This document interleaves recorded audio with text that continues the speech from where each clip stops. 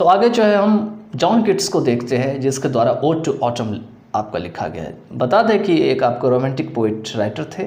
इनका जन्म जो है 1795 में हुआ था और 1821 में इनकी जो है डेथ हो गई थी। ठीक है, इसके बारे में हम आपको रोमांटिक पोइट के बारे में, रोमांटिक एज के बारे में ज़्यादा नहीं बताएंगे, क्योंकि केवल छोटा सा ब्रीफ जानना है केवल जॉन किट्स के बारे में और ओड टू ऑटम के बारे में। ठीक है, तो बहुत सारे जो रोमांटिक पोइट्स थे उनमें से जॉन किट्स जो इंग्लिश रोमांटिक पोइट्स थे उनमें से वो एक थे। Was born at Moorfields London. इनका जन्म जो है लंदन में मून्सफील्ड में हुआ था। He studied at Clarke's school at Enfield. वो एनफील्ड में क्लार्क्स स्कूल में जो है पढ़ाई किए थे। Deeply interested in cricket and boxing. ये काफ़ी ज़्यादा क्रिकेट और बॉक्सिंग में इंटरेस्टेड थे। He grew into a voracious reader specially of Greek mythology. वह एक जो भूखे रीडर होते हैं, जो जितना ज़्यादा पढ़ता है उसको लगता है मैं बहुत कम पढ़ा हूँ और पढ़ना चाहता हूँ, उसी को वोराशियस रीडर कहा जाता है। तो एक वोराशियस रीडर के रूप में उभरे और ख़ास करके जो है वो ग्रीक मैथोलॉजी जो पौराणिक कथाएं हैं उसमें रुचि लेने लगे। He even started translation of Virgil's Aeneid. वो वर्जिल को जो एनियड लिखा हुआ था उनको भी ट्रांसलेशन करना शुरू कर दिए। His ambition to become a poet was fired by his first acquaintance with Spenser's Faerie Queen. उनका जो एम्बिशन आकांक्षा था एक पोइट बनने का, उसके अंदर और ज़्यादा जो है वो चीज़ जागृत हुई। फायर का मतलब उसके अंदर और वो चीज़ और बढ़ गई। कैसे बढ़ गई? जब उनका परिचय या एक्वेंटेंस जान पहचान हुआ। स्पेंसर नाम का एक पोइट था, इसका पूरा नाम था एडमंड स्पेंसर। क्वीन एलिजाबेथ के टाइम में सारा ये पोइट थे। ठीक है, तो उनका एक फेरी क्वीन लिखा गया था जो बहुत बड़ा था, बहुत बड़ा पोएम था। ये समझिए कि उसमें एक पूरी की पूरी कहानी इतनी लंबी चौड़ी थी फेरी क्वीन में। ठीक है, तो जब उन्होंने फेरी क्वीन को पढ़ा तो फेरी क्वीन को पढ़ करके जो है उनकी जो एम्बिशन थी एक पोइट बनने की, उसके अंदर और एकदम ज्वाला सी धधक गई और वो एक बिल्कुल आग में घी का काम किया, ये कह सकते हैं आप। His first poem, Lines in Imitation of Spenser, was published in 1814। और देख सकते हैं कि स्पेंसर का नाम लेकर के उन्होंने अपना पहला पोएम भी लिख डाला जिसका नाम था Lines of Imitation of Spenser, जिसको भी 1814 में पब्लिश कराया गया। His first volume of poetry entitled Poems was published in 1817।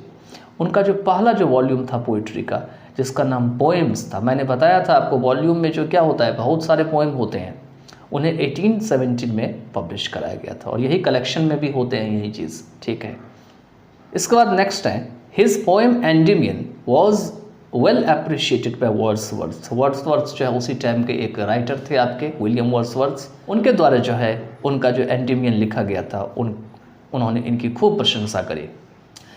It was published in 1818। इसको कब पब्लिश कराया गया एंडिमियन को? तो 1818 में पब्लिश कराया गया।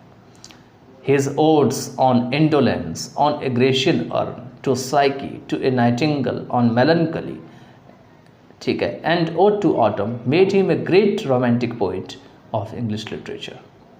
उनके जितने भी ओड्स थे, ये ओड क्या होते हैं ये आप जानेंगे। बहुत तरह के ओड होते हैं, होरेशियन ओड होते हैं, पिंडारिक ओड्स होते हैं। तो जब आप लिटरेचर के स्टूडेंट बनेंगे तो आपको समझ में आ जाएगा ओड आखिर में होते क्या है। ठीक है, तो ये जो इंडोलेंस के ऊपर उन्होंने लिखा, ग्रेशियन अर्न के ऊपर लिखा, साइकी के ऊपर, नाइटिंगेल के ऊपर, मेलनकली के ऊपर और ऑटम के ऊपर उन्होंने लिखा, वो उन्हें एक ग्रेट रोमांटिक पोइट बनाते हैं। किसके? इंग्लिश लिटरेचर के। So did Lamia and Hyperion. इसी तरीके से लैमिया और हाइपेरियन बहुत बड़ा पोएम है।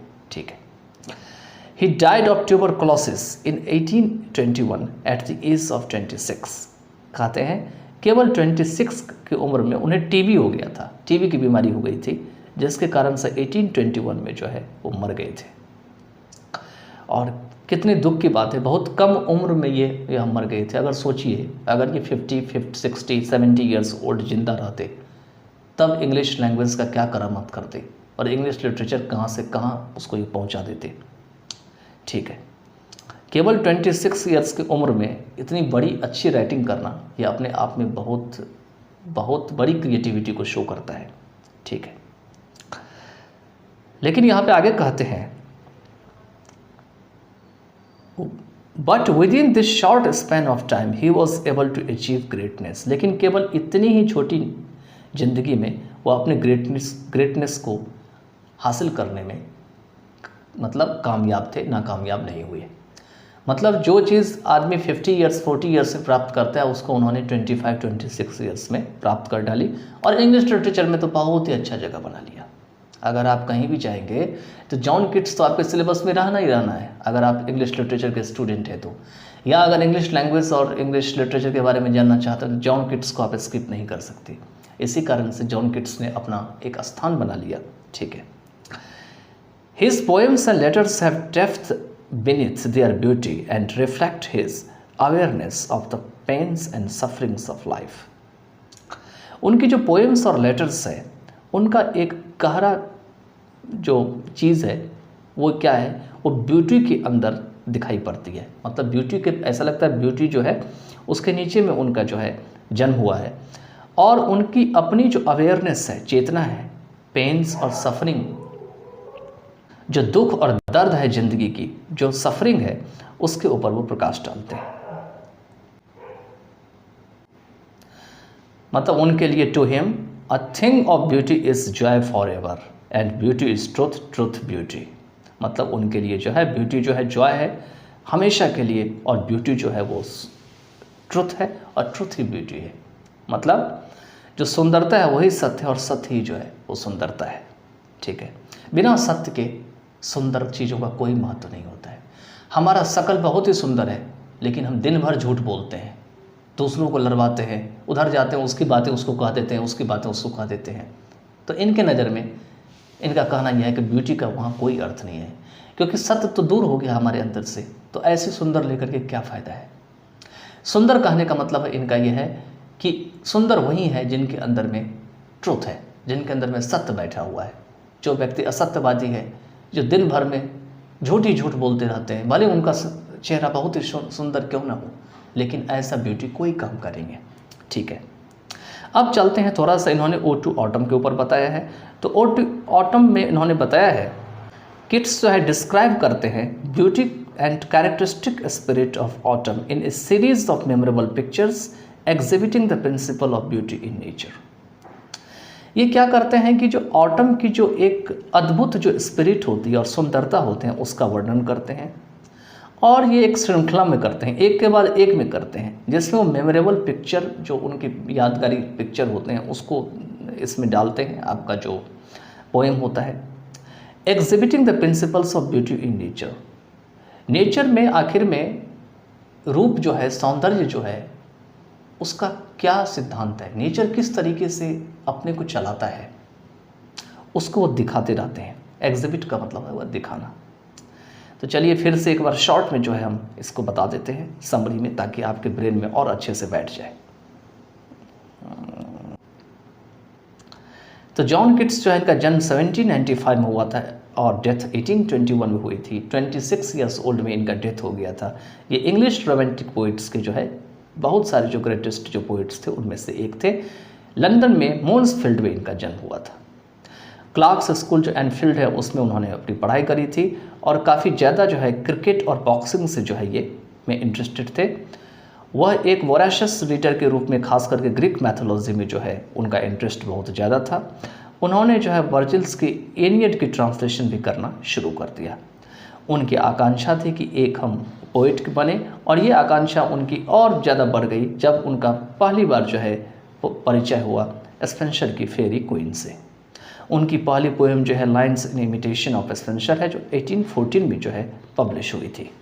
उनके जो पहली वॉल्यूम ऑफ पोइट्री थी खास करके, जो कि पोएम्स के नाम से जिनको नाम मिला था या एंटाइटल किया गया था, वो 1870 में हुई थी।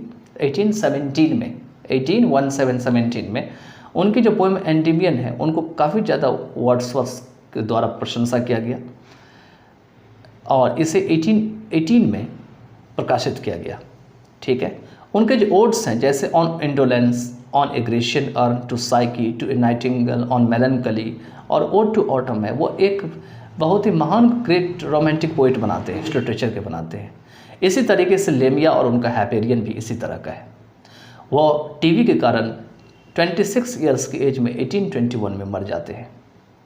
ठीक है, उनका डेथ हो गया था। लेकिन इतनी ही छोटी सी जो उनका स्पैन का मतलब छोटी समय होती है जीवन की, उसमें वो एक अच्छे ग्रेटनेस को हासिल कर लिए। उनके पोएम्स और लेटर्स में ब्यूटी का बहुत बड़ा जो है बात कही गई थी, और उन्होंने साथ में पेन्स और जो लाइफ की सफरिंग्स होती है उसके साथ भी उन्होंने उनको जोड़ के देखा। उनके लिए सुंदर वही चीज़ है जो ट्रुथ है, ट्रुथ वही चीज़ है जो सुंदर है, और ब्यूटी जो है हमेशा जॉय है फॉरएवर, सदा के लिए। कहते हैं ओड टू ऑटम में किड्स क्या करते हैं, ब्यूटी और ऑटम की जो कैरेक्टरिस्टिक स्पिरिट होती है, एक अद्भुत सी जो आपकी स्पिरिट होती है, एक अलग सी जो स्पिरिट होती है, जो उत्साह होती है, उसके बारे में वर्णन करती है, जिसमें काफ़ी ज़्यादा वो पिक्चर्स का इस्तेमाल करते हैं, मेमोरेबल पिक्चर्स की, और नेचर किस तरीके से अपना काम करती है, उनका क्या प्रिंसिपल है, नेचर में अपनी जो सुंदरता है कैसे काम करती है, उसके भी वो दिखाते हुए चलते हैं, एग्जिबिट करते हुए चलते हैं। तो इस पार्ट ऑफ वीडियो में मैंने आपको 3 पोइट को कराया। पहला तो था आपका W.H. ऑडेन, ये सबसे पहला आपका इसमें था आपका। पार्ट ऑफ वीडियो में हम आपको जो है 3 आपको पोइट को कराए हैं जॉन किट्स के साथ। तो नेक्स्ट पार्ट ऑफ वीडियो में और हम कुछ पोइट्स को लेंगे, तब तक में आप इसको जो है you can go through them and you can revise them. इससे आपके now the leaves are falling fast W.H. Auden के द्वारा लिखा गया। इसमें हम W.H. ऑडेन के बारे में जानेंगे। द वेस्टर्न हुग ऑडेन जो है, जो 1907 में जिनका जन्म हुआ था और 1973 में इनका डेथ भी हो गया था। ये दिया नहीं है कि कहाँ पे जन्म हुआ था, किस जगह पे जन्म हुआ था, ये कहाँ पे पढ़ाई लिखाई किए थे, लेकिन थोड़ा बहुत इसमें इनके लाइफ के ऊपर दिया हुआ है। कहते हैं who won the Pulitzer prize in 1948, जिन्होंने कि 1948 में जो है पुलिट्जर प्राइज को जीता था अपनी collection the age of anxiety के लिए। उन्होंने अपनी एक कलेक्शन लिखी थी। ये कलेक्शन में क्या होते थे पता है आपको, बहुत सारी पोएम्स होते थे। एक कलेक्शन में बहुत सारे मल्टीपल पोएम्स देखने को मिलेंगे। जैसे सरोजनी नायडू लिखी थी तो एक कलेक्शन था उनका, उसमें बहुत सारे पोएम्स थे, ठीक है। तो इन्हीं को कलेक्शन कहा जाता है। इसी कलेक्शन के कारण इनको 1948 में पुलिट्जर जो प्राइज़ होते हैं वो जीतते थे, ठीक है। Was a versatile and intellectually vigorous poet, verse dramatist, critic, translator and editor. यह बहुत ही एक अच्छे वर्सटाइल थे, इंटेलेक्चुअली विगरस थे, मतलब बौद्धिक तरीके से बहुत ही मजबूत पोएट थे, विगरस थे। वर्स ड्रामेटिस्ट थे, मतलब जिस तरीके से ड्रामा को वर्स में लिखा जाता था पहले, उसी तरीके से वर्स में उनको लिखा करते थे। क्रिटिक थे, मतलब भला बुरा कहने वाले थे। ट्रांसलेटर अनुवादक थे, और एडिटर मीन्स आप जानते हैं संपादक थे। तो आप देख सकते हैं पोइट के साथ ये और क्या क्या थे, ठीक है। अब इसमें यहाँ पे दे रखे हैं कि poetry to him was a serious game. उनके लिए पोइट्री एक क्या था, एक गंभीर खेल था। which should deepen people's self-awareness, but it should in no case directly affect men's political or religious choices. उनके लिए जो पोइट्री था वो सीरियस गेम था, जो कि उनका कहना था कि which should deepen people's self-awareness, जिस पोइट्री का काम होना चाहिए कि पीपल की जो खुद की जो चेतना है, सेल्फ अवेयरनेस है, उनको वो गहरा करे, उनके अंदर तक जाए। But it should no case directly affect man's political और रिलीजियस चॉइसेस। लेकिन किसी भी हालत में जो पोइट्री है या पोएम है वो किसी भी आदमी के जो पॉलिटिकल और जो रिलीजियस चॉइसेस हैं उसको सीधा प्रभावित ना करे, मतलब इनडायरेक्टली करे, इनका कहने का मतलब है सीधा नहीं करे, ठीक है। His early poems exhibit his interest in political affairs and ideas. उनके जो पहले के पोएम थे उसमें वो अपना पॉलिटिकल अफेयर्स और आइडियाज़ को जो है दिखाते हैं कि उनमें उनका कितना इंटरेस्ट है, वो कितना पॉलिटिकल अफेयर्स में इंटरेस्ट लेते हैं और उसकी आइडियाज़ में इंटरेस्ट लेते हैं, ठीक है। शुरुआत की जो पोएम होती है उनमें, लेकिन यहाँ पे दे रखे हैं but his later poems are overtly Christian and more personal in tone. लेकिन उनके जो बाद के पोएम होते हैं वो ओवरटली का मतलब खुल करके क्रिश्चियन होते हैं और ज़्यादा पर्सनल होते हैं लिखावट में, टोन में। As a technician Auden explored a variety of stanza forms and meters. कहते हैं ऐसा लगता है जैसे टेक्नीशियन के रूप में ऑर्डन बहुत तरह के स्टेंजा फॉर्म को जो है एक्सप्लोर करते हैं और मीटर बनाते हैं। पोएम में स्टेंजा फॉर्म होते हैं, मीटर होते हैं, राइम स्कीम होते हैं, फुट होते हैं, फीट होते हैं, बहुत सारी चीज़ें होती है। जब आपको पोएम के बारे में समझेंगे तब आपको हम बताएंगे सब कुछ, ठीक है, पोएम में क्या सब चीज़ें होती है। एग्जामिनेशन पॉइंट ऑफ व्यू से जो है ये सब चीज़ें उतना ज़्यादा इंपॉर्टेंट नहीं है आपके लिए, क्योंकि एग्ज़ाम में डायरेक्ट नहीं पूछेंगे। लेकिन हाँ, अगर कोई इंग्लिश के लैंग्वेज के लिटरेचर के अगर स्टूडेंट हैं इसमें से, तो उनको ये सारी चीज़ें जानना ज़रूरी है। He had a passion for word coining and using archaic words. कहते हैं यहाँ पर में उनका ये शौक रहा था कि वो वर्ड को, नया नया वर्ड को बनाते थे, वर्ड को कॉइन करते थे, और जो पुराने जो वर्ड्स थे जो बिल्कुल प्रचलित से बाहर है, आर्केइक है, ठीक है, ऑब्सोलीट हो गया है, अब उसका इस्तेमाल नहीं होता है, उसके वो बहुत शौकीन थे। Which makes him at times difficult to understand, जो कि उन्हें समझने में, मतलब क्योंकि आर्केइक वर्ड का इस्तेमाल करते थे जो घिसे पीटे हुए होते हैं, जिसका आज उतना ज़्यादा यूज़ नहीं होता है, तो इसी कारण से उनको कभी कभी जो है मतलब समझना मुश्किल होता है। नेक्स्ट हैं दिए हुए, he left England as early as 1939 to settle permanently in the United States. कहते हैं यूनाइटेड स्टेट्स में सदा के लिए जो अपना ठिकाना इनको बदलना था, वहाँ पे जाने के लिए वो इंग्लैंड छोड़ दिए 1939 के आरंभ में ही, ठीक है। Auden's work is divided into the British and American phases. Auden's के जितने भी वर्क हैं उसे ब्रिटिश और अमेरिकन फेजेस में बांट दिया गया है या डिवाइड कर दिया गया है। The notable works of the English phase are the orators, the dance of death, look stranger, Spain and another time. उनके जो जाने माने हुए जो वर्क हैं वह है English phase, orators, the dance of death, look stranger, Spain और another time. The notable works of the American phase include New Year Letter, For the Time Being, The Age of Variety, The Shield of Achilles, ठीक है।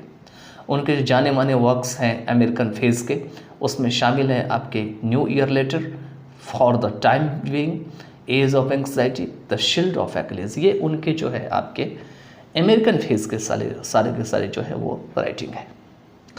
The present lyric, now the leaves are falling fast, enacts the frustration inherent in human life. कहते हैं अभी जो आपका now the leaves are falling fast जो लिखा गया है, उनमें वो क्या बताते हैं कि इस लिरिक में वो बताते हैं कि किस तरीके से ह्यूमन जो मानव जिंदगी है उनके अंदर में फ्रस्ट्रेशन जो है वो बैठ जाता है या इनहेरेंट कर जाता है, घर बना लेता है, और किस तरीके से ये काम करता है, इनएक्ट करता है। The aspirations that are not fulfilled and the sense of loneliness in which every individual lives and dies। कहते हैं इच्छा जो होती है, आकांक्षा जो होती है, एस्पिरेशंस होती है, वो कभी पूरा नहीं होता ह्यूमन बीइंग का, और अकेलापन का जो एक सेंस है, जो समझ है, जिसमें हर एक इंसान रहता है और अंत पे वो मर जाता है। ये तो आपको पता ही यूनिवर्सल ट्रूथ है। जैसे जैसे हमारी एज बढ़ती है तो क्या होती है, फ्रस्ट्रेशन होने शुरू हो जाती है, क्योंकि अगर किसी ने बहुत अच्छा कर लिया अपने जीवन में तब तो उसको उतना फ्रस्ट्रेशन नहीं हो पाता है। जिसका फैमिली अच्छा बन गया, जिसके बाल बच्चे पढ़ लेते हैं, जो सब सेटल हो जाते हैं, बाल बच्चे भी ऐसे ओल्ड मैन का साथ देते हैं, तब तो उनके मन में फ्रस्ट्रेशन नहीं होता है। ये मैं एक थ्योरी है, एरिक एरिक्सन की थ्योरी, उसमें लिखा हुआ था तो उसके अकॉर्डिंग टू बताता हूँ आपको, ठीक है। साइकोलॉजिस्ट थे बहुत बड़े, लेकिन अगर कोई मान के चलिए ऐसा नहीं कर पाता है तो उसके मन में फ्रस्ट्रेशन घर बना लेता है, उनकी इच्छा ऐसा लगता है कभी पूरी नहीं होती है, उन्हें अकेलापन महसूस होने लगता है, और जिसमें हर एक इंडिविजुअल लिव्स करना शुरू कर देता है और अंत में मृत्यु होती है, ठीक है। खास करके ओल्ड एज में तो ज़्यादातर यही होता है, फ्रस्ट्रेशन टाइप की होने लगती है, एस्पिरेशंस, ऐसा लगता है आदमी को कि मैंने इतना उम्र मेरा हो गया, मैंने अभी तक पूरा अपने काम को नहीं किया, बहुत सारा काम करना था लेकिन शायद हमने बहुत सारा काम छोड़ दिया, ठीक है। तो चलिए इसको एक बार हम थोड़ा सा फिर से समरी के टाइप में एक्सप्लेन कर देते हैं W.H. ऑर्डन को। तो W.H. ऑर्डन जो है, जिनका नाम वेस्टर्न होग ऑर्डन है, इनका जन्म 1907 और 1973 में हुआ था। 1948 में उनको द एज ऑफ एंग्जाइटी के कारण पुलिट्जर प्राइज दिया गया था। ये जाने माने हुए जो है poet, words, dramatist, critic, translator और एडिटर थे। उनके लिए पोइट्री एक सीरियस गेम था जिनका मतलब था आदमी के अंदर की चेतना को जो है जगाना, उसके अंदर जाना, और पॉलिटिकल और जो रिलीजियस चॉइस है उसको डायरेक्ट प्रभावित नहीं करना। ठीक है, उनके जो शुरुआती पोएम होते हैं उसमें वो पॉलिटिकल अफेयर और आइडियाज़ को दिखाते हैं, लेकिन बाद के जो पोएम्स होते हैं उसमें वो खुल करके क्रिश्चियन और अपनी जो निजी ज़िंदगी होते हैं उसके बारे में बताते हैं। टेक्नीशियन की तरह ऑडेन जो है वो स्टेंजा फॉर्म और मीटर को जो है बहुत अच्छे तरीके से जो है खोजे थे, उनके ऊपर काम किए थे। उसके बाद he had passion for word coining and using archaic words. उनका ये शौक था कि पुराने वर्ड्स को या वर्ड्स को क्वाइन करते थे और उसका वो यूज़ करते थे, जिसके कारण से उनको समझना कभी कभी कठिन हो जाता है। उन्होंने 1939 के आरंभ में ही जो है वो इंग्लैंड को छोड़ दिए थे और यूनाइटेड स्टेट्स जाके सदा के लिए जो है बस गए थे। ऑडेन के वर्क जो है ब्रिटिश और अमेरिकन के दौर में बांटा गया है। उनके जो जाने माने हुए इंग्लिश के टाइम के लिखे हुए जो वर्क्स हैं वो है the orators, the dance of death, look stranger, Spain and another time. और उनके जो अमेरिकन फेज के जो जाने माने हुए वर्क्स हैं उसमें है New Year letter, for the time being, the age of anxiety and the shield of Achilles. ये जो आपका now the leaves are falling fast है, इसमें ये ह्यूमन लाइफ की फ्रस्ट्रेशन जो उसके अंदर विद्यमान हो जाते हैं वो कैसे काम करती है उसके ऊपर बताते हैं। जो एस्पिरेशंस, इच्छा कभी पूरी नहीं होती, ऐसे में आदमी अकेलापन का जो है माहौल तैयार हो जाता है उनके मन में, और इस तरीके से हर एक इंडिविजुअल जो है अपना ज़िंदगी जीता है और अंत में मर जाता है। ठीक है, तो चलिए नेक्स्ट जो है कुछ और हम पोइट और पोएम को करते हैं। अभी पोइट की सीरीज चल रही है तो पोइट के साथ हम आपको पोएम को साथ में लेके चल रहे हैं। तो इसमें हम कमला दास के बारे में जानेंगे आज, जिन्होंने कि माय ग्रैंड मदर्स हाउस लिखे थे। तो कमला दास कहाँ के थे, क्या करते थे, तो थोड़ा इनके बारे में जानते हैं। थोड़ा ही इसलिए बता रहे हैं क्योंकि बुक में बहुत ही छोटा करके समरी करके दे रखा है। अगर पूरा पढ़ेंगे तो बहुत ही लंबा चौड़ा इसका एक कहानी है। ठीक है, क्योंकि हर एक व्यक्ति का अपना एक बहुत ही लंबा ऑटोबायोग्राफी या बायोग्राफी होता है, खास करके ऐसे जो फेमस लोग होते हैं। तो जो मेन पॉइंट है वही आपको ध्यान देना होता है जो आपके बुक्स में दी गई है, जो एग्ज़ाम पॉइंट ऑफ व्यू से बहुत ही इम्पॉर्टेंट होने। ठीक है, तो कमला दास जो है इनका जन्म जो है मार्च 31 1934 में हुआ था। डेथ तो इसमें मेंशन ही नहीं है। Poet and short story writer थे। ये क्या थे, पोइट भी थे और शॉर्ट स्टोरी राइटर दोनों लिखते थे। मतलब शॉर्ट स्टोरी, छोटी छोटी जो कहानी होते हैं उसको भी लिखते थे। Has earned respectable place in both English and Malayalam literature. इन्होंने अपना एक आदरणीय स्थान जो है वो अंग्रेजी के साथ साथ मलयालम लिटरेचर होते हैं, साहित्य होते हैं, उसमें भी उन्होंने अर्न कर ली, मतलब हासिल कर ली है। Her autobiography published in 1976 created quite stir. कहते हैं उनकी जो आत्मजीवनी है जो 1976 में पब्लिश हुई, इसने बिल्कुल एक हलचल सा मचा दिया। ठीक है, आत्मजीवनी आप जानती हैं जो खुद लिखता है कोई, और बायोग्राफी वो होता है, मतलब ऑटोबायोग्राफी वो होता है जिससे कोई भी व्यक्ति खुद लिखता है। ऑटोबायोग्राफी कोई दूसरा नहीं लिख सकता खुद को छोड़ करके, लेकिन बायोग्राफी कोई भी लिख सकता है किसी के ऊपर। ठीक है, तो इन 1984 she was short listed for the Nobel prize for literature. कहते हैं नोबेल प्राइज़ लिटरेचर साहित्य के लिए उनको 1984 में जो है उनका नाम जो है वो रखा गया, शॉर्ट लिस्ट किया गया।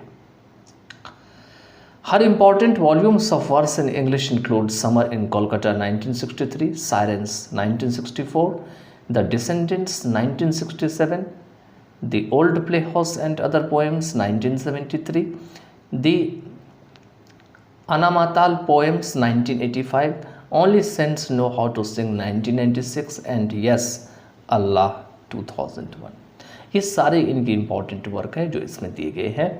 खास करके आपके सारे वॉल्यूम है, वर्स के वॉल्यूम, वर्स जो है पोएम में यूज़ की जाती है उसी को वर्स कहा जाता है।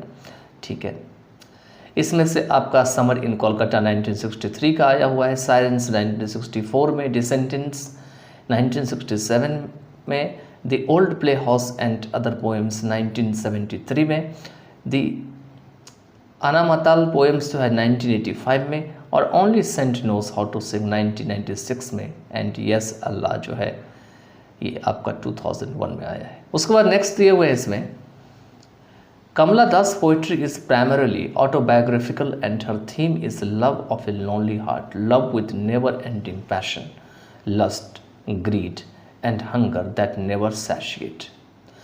कमला दास की जो आपकी पोइट्री है ये मुख्यतः या प्रमुख रूप से, प्राइमरली मीन्स मुख्यतः या प्रमुख रूप से आपका आत्मजीवनी को से संबंधित है। ऑटोबायोग्राफिकल लग गया, CAL लग गया लास्ट में, तो मैंने वोकैब में समझाया भी था आपको। तो खास करके जो किसी भी वर्ड के लास्ट में अगर CAL लग जाता है तो ये क्या होता है ना, रिलेटिंग टू, उसी चीज़ से रिलेट कर जाता है। जैसे केमिकल होता है CHEMICAL, ठीक है। तो इस टाइप से जो वर्ड होते हैं तो आपको ये समझ में धीरे धीरे आ जाएंगे जब आप पढ़ेंगे, तो ठीक है। तो इनका जो मुख्यतः जो वर्क है वो ऑटोबायोग्राफिकल है, और इनका जो थीम है, मतलब विषय है जिसके ऊपर वो लिखते थे, वो इनका थीम क्या है, love of a lonely heart, कि जब हमारा दिल अकेला हो जाता है, जब हमारे साथ कोई नहीं होता है, तो उस समय हमारा लव कैसा होता है।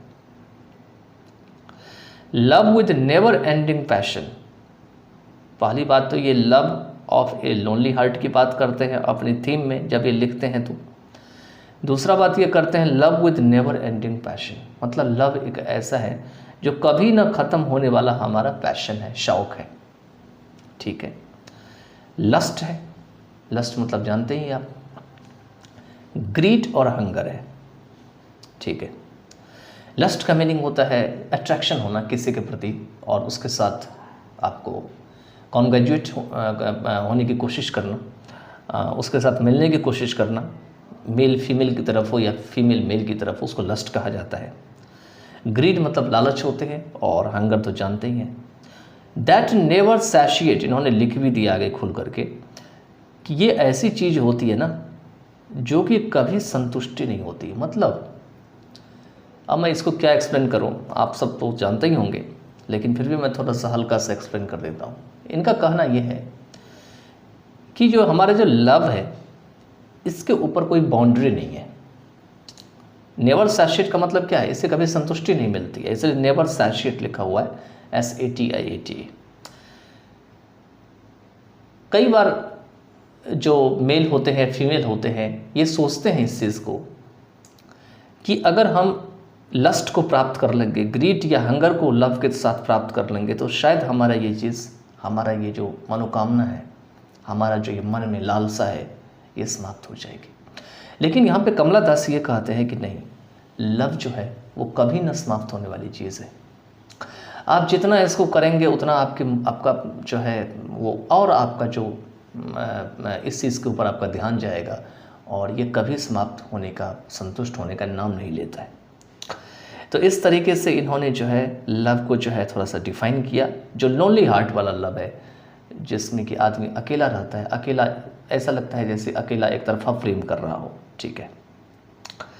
आगे लिख रखे हैं इन्होंने, she is known for sexual adventures in her writings, कहते हैं अपनी राइटिंग में वो सेक्स को बहुत ज़्यादा प्राइमरी देते हैं, सेक्सुअल एडवेंचर को। मतलब उनका कहना ये होता है कि जो सेक्स जो है वो बहुत ज़्यादा विषय वस्तु है, और जिसको लेकर के वो लिखने का प्रयास करते हैं, और जो कामुक चीज़ें हैं, सेक्सुअल जो एडवेंचर्स है या साहसिक चीज़ है, उसको अपनी राइटिंग में लिखने का प्रयास करते हैं। For her love hardly ever goes beyond sex and lust which even reaches the point of nausea and is reborn again and again with new vigour. इनका क्या मतलब हुआ, देखिए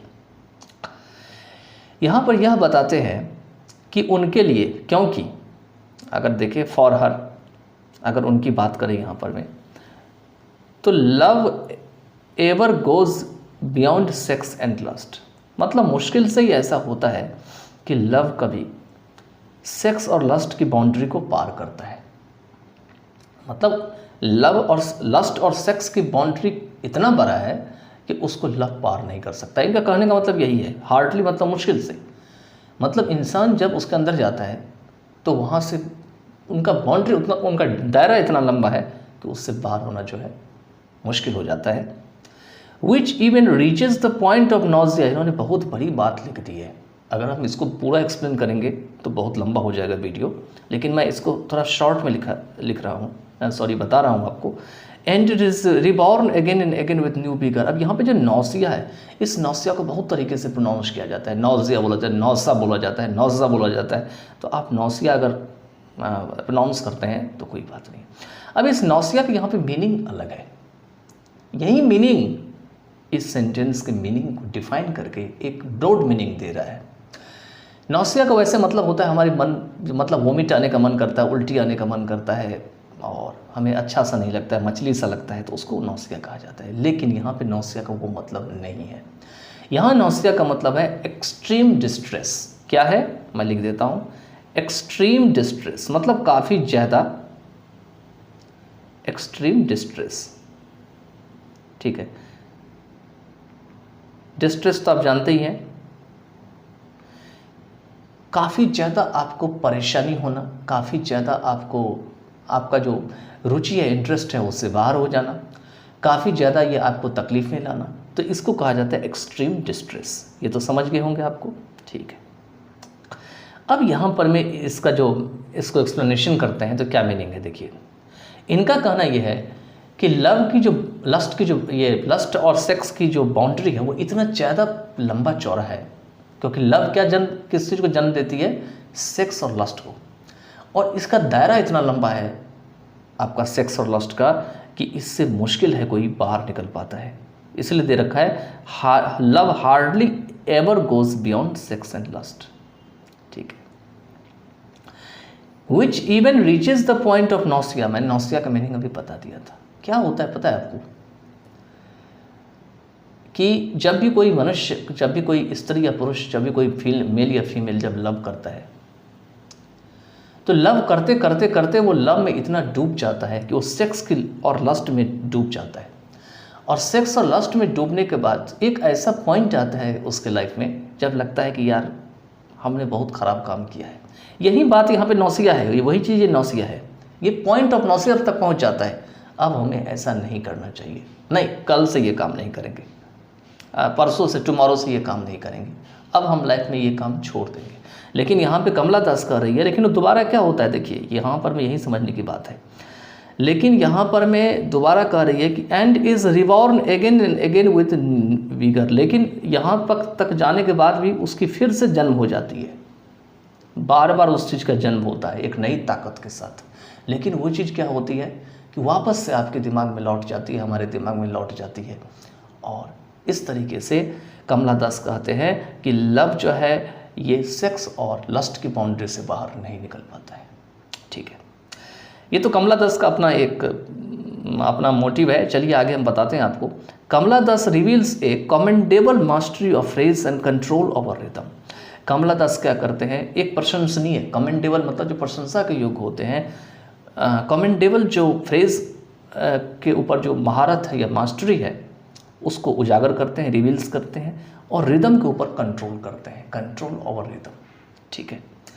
द वर्ड्स आर, ये रिदम क्या होता है, ये पोएम का एक हिस्सा होता है जिसमें आप पोएम की बीट को समझते हैं। पोएम जैसे आप गाने को सुनते हैं ना, तो गाना क्या है, जस्ट लाइक आप देखेंगे रिदम के वे में चलता है, उसी तरीके से पोएम भी जो है रिदमिक स्टाइल में चलता है, ठीक है। The words are often painted and the rhythm is marvellously almost feverishly alive. Words जो है ऐसा लगता है अक्सर पेंट कर दी जाती है, और जो रिदम है वो बहुत ही मार्वेलसली मीन्स होते हैं अच्छे तरीके से, एक्सलेंट तरीके से, और लगभग पूरी उत्साह के साथ, जोश के साथ, एक्साइटमेंट के साथ, फिवरसली मीन्स एक्साइटमेंट के साथ जीवित होते हैं। मतलब ऐसा लगता है कि ये वर्ड जो लिखा गया है वो वर्ड कभी मिटने वाला नहीं है, वो कभी मरने वाला नहीं है। अच्छा चलिए, ये तो मैंने आपको लव का डेफिनेशन दिया है। मतलब यहाँ पर मैं कमला दास के अकॉर्डिंग टू लव को जो इन्होंने केवल सेक्स और लस्ट से जोड़ दिया है अपनी पोएम में। इन्होंने लव को जो है, आपको पता है साइकोलॉजिकली लव बहुत तरीके के होते हैं, लेकिन इन्होंने क्या कर रखा है अपनी, बता रहे हैं कि इनका मेन जो मोटिव रहा है वो रहा है सेक्स और लस्ट से जो है लव को जोड़ना, ठीक है। और उससे जो है ये लव को डिफाइन करते हैं यहाँ पर में बट लव को बहुत तरीके से आप जानते हैं कि लव के बहुत सारे रूप होते हैं। जिस रूप में आप उस लव को पॉजिटिव वे में लेना चाहते हैं या सेक्स और लस्ट की ओर ले जाना चाहते हैं, लेकिन कमला दास यहाँ पे सेक्स और लस्ट की बात यहाँ पे करते हैं। ठीक है, तो आई होप कि मैंने आपको समझा दिए होंगे कमला दास के बारे में, और जो कि आपका ग्रैंड मदर हाउस जो है लिखा गया है जिनके द्वारा। अब हम दूसरा कोई पोइट को देखते हैं और उसके बारे में